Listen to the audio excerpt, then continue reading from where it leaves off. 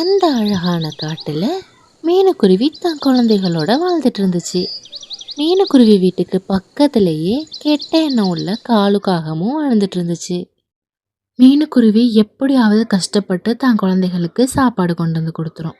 ஆனால் காலு மற்ற பறவைகள்கிட்டேருந்து திருடி தான் சாப்பாடு எடுத்துட்டு வரும்.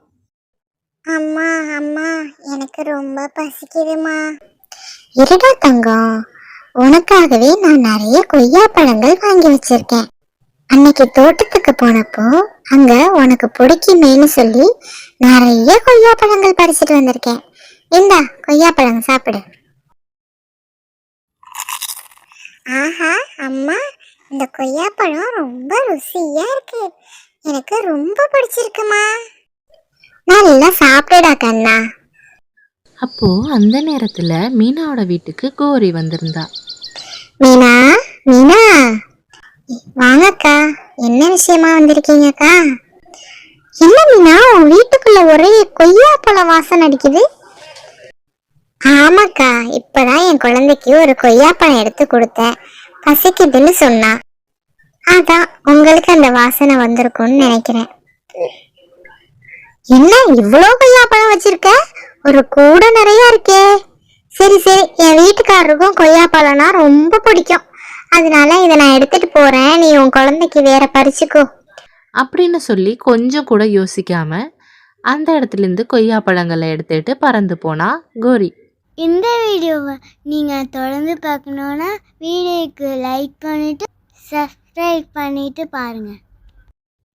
மீனா வீட்டிலேருந்து தன்னோட வீட்டுக்கு போய் கோரியும் காலுவும் கொய்யா பழங்களை சுவைச்சு சாப்பிட்டாங்க. ஆஹா கோரி, இந்த கொய்யாப்பழம் எவ்வளோ சுவையா இருக்கு பாத்தியா? எப்படிதான் கண்டுபிடிக்கிறாளோ தெரியல இந்த மீனா. அந்த மீனும் தன் குழந்தைகளுக்காக கஷ்டப்பட்டு எங்கெங்கேயோ அலைஞ்சி பழங்களையும் நெல்மணிகளையும் எடுத்துட்டு வந்துடுறா.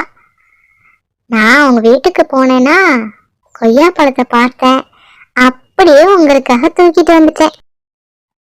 ரொம்ப சுவையா இருக்கு கோரி. 2 காகங்களும் கொய்யா பழங்களை நல்லா சாப்பிட்டுட்டு தூங்கிட்டாங்க. அடுத்த நாள் கார்த்திகை தீபம். அன்னைக்கு தான் மீனுவோட குழந்தைக்கு பிறந்த நாளும் கூட.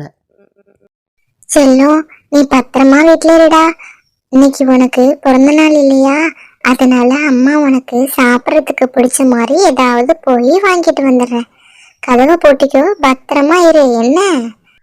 அப்படின்னு சொல்லி அங்கே இருந்து மீனும் கிளம்பி போனான்.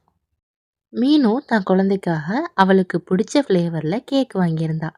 கேக் மட்டும் இல்லாமல் தன் குழந்தைக்கு பிடிக்குமே அப்படின்னு சொல்லிட்டு கொஞ்சம் பழங்களையும் வாங்கிட்டு வந்திருந்தா. மீனும் தன் குழந்தைக்கு பிறந்த நாள் கொண்டாடுறதுக்காக கேக் எடுத்துகிட்டு வந்து வச்சு கேக்கையும் கட் பண்ணி 2 பேரும் சாப்பிட்டாங்க. அந்த நேரத்தில் கரெக்டாக அந்த காலுக்காகவும் வந்துடுச்சு. அடடே, இன்னைக்கு என்ன பர்த்டேவா? மீனும் குழந்தை ரொம்ப அழகா இருக்கா. என்னைய விட்டுட்டு கேக்கெல்லாம் வெட்டி சாப்பிட்றீங்க போல. என்ன மீனும்?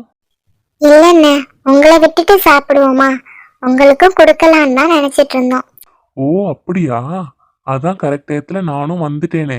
நீங்க 2 பேரும் கேக் சாப்பிட்டுட்டீங்கல்ல, அப்போ மிச்சம் உள்ள இந்த எல்லா கேக்கும் எனக்கு தான். சரி சரி, நான் எடுத்துட்டு போறேன். பாய் மீனு. அப்படின்னு அங்கே இருந்த கேக்கை எடுத்துட்டு அங்கேருந்து கிளம்பி போயிட்டா காலு.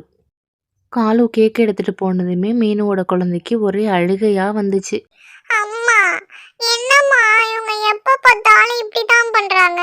நம்ம எது வச்சிருந்தாலும் அப்படியே புடுங்கிட்டு போயிடுறாங்கம்மா. பழம் வச்சிருந்தாலும் எடுத்துட்டு போயிடுறாங்க, தானியம் வச்சிருந்தாலும் எடுத்துட்டு போயிடுறாங்க. இப்போ இந்த கேக்கையும் எடுத்துட்டு போயிட்டாங்கம்மா.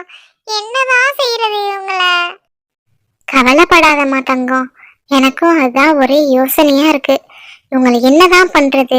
நமக்கு எப்ப பார்த்தாலும் தொல்லை கொடுத்துக்கிட்டே இருக்காங்க. கடவுள் தான் நம்மளை காப்பாற்றணும் இவங்க கிட்டேருந்து. சரி விடு, நீ இன்னைக்கு அழாத. சாயந்தரம் அம்மா உனக்கு ஒரு சர்ப்ரைஸ் வச்சிருக்கேன். என்னம்மா அது?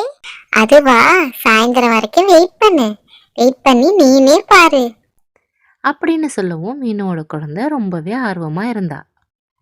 மீனு சொன்னது மாதிரியே அன்னைக்கு மாலை பொழுது வந்தது. அம்மா அம்மா, எனக்கு ஏதோ சர்ப்ரைஸ் வச்சிருக்கேன்னு சொன்னீங்கல்ல, என்னம்மா அது? சொல்லுங்கம்மா, எனக்கு ரொம்ப ஆர்வமா இருக்கு. அதுவா, அது இன்னைக்கு கார்த்திகை தீபம் இல்லையா, அதனால அம்மா உனக்காக வீடு ஃபுல்லா விளக்கேத்த போறேன். இந்த விளக்கு ஒளியில ரொம்பவே அழகா இருக்கும் நம்ம வீடு. ஆஹா, விளக்கேத்த போறீங்களா? ஐயா, எனக்கு ரொம்ப பிடிக்குமா, ரொம்ப பிடிக்குமா. வாங்கம்மா விளக்கேத்தலாம், நானும் ஏத்துறேம்மா. சரிடா செல்லம், வாங்க.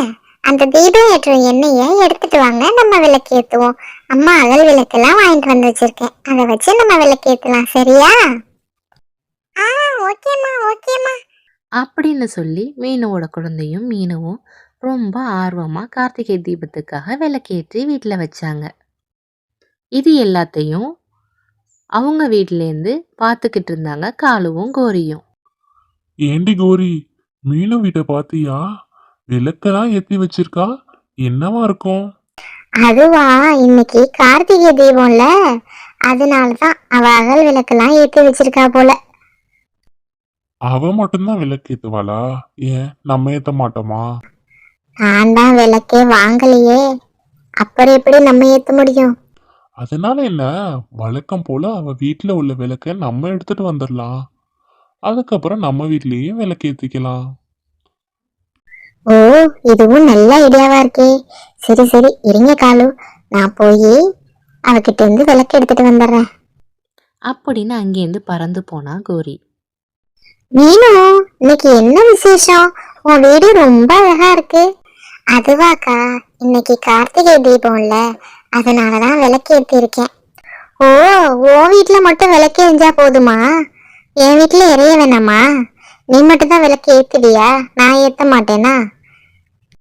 சரி சரி, உன் வீட்டுல விளக்கு எரிஞ்ச வரைக்கும் போதும். இது இன்னைக்கு நான் எடுத்துட்டு போறேன், நீ அப்புறமா ஏத்திக்கோ. அப்படின்னு சொல்லி அங்கேருந்து அகல் விளக்கை எடுத்துட்டு போனா கோரி. தன்னோட வீட்டில் அகல் விளக்குகளை கொண்டு போய் வச்சா. என்ன கோரி, இந்த விளக்கு சீக்கிரமே அணைஞ்சிரும் போல. எண்ணெயே இல்ல. கஞ்ச பிசுனாரியா இருப்பா போல இந்த மீனும். எண்ணெயே ஊத்தாம கொஞ்சோண்டு ஊத்தி வச்சிருக்கா. சரி சரி, நான் போய் எடுத்துட்டு வந்து எண்ணெய் ஊத்துறேன். அப்படின்னு தன்னோட வீட்டுக்குள்ள எண்ணெயை எடுக்க போன கோரி எண்ணெய்க்கு பதிலா தெரியாம மண்ணெண்ணெயை எடுத்துட்டு வந்துட்டா. அவ அகல் விளக்குல மண்ணெண்ணெயை ஊத்துனதுமே ரொம்ப வேகமா எரிய ஆரம்பிச்சிட்டு அந்த நெருப்பு கோரியோட வீடு ஃபுல்லா பரவி வீடே பத்திக்கிட்டு எரிய ஆரம்பிச்சிட்டு. அந்த நெருப்பு கோரியையும் காலுவையும் சேர்த்து எரிய வச்சுட்டு எங்களை காப்பாத்துங்க, எங்களை காப்பாத்துங்க. அப்படின்னு 2 பேரும் கத்துனாங்க. கெட்ட எண்ணம் பிடிச்சவங்கள காப்பாத்துறதுக்கு யாருமே வரல. இந்த ஸ்டோரி பிடிச்சிருந்தா சேனலை சப்ஸ்கிரைப் பண்ணிட்டு அப்படியே வீடியோக்கு ஒரு லைக்கும் கொடுத்துருங்க.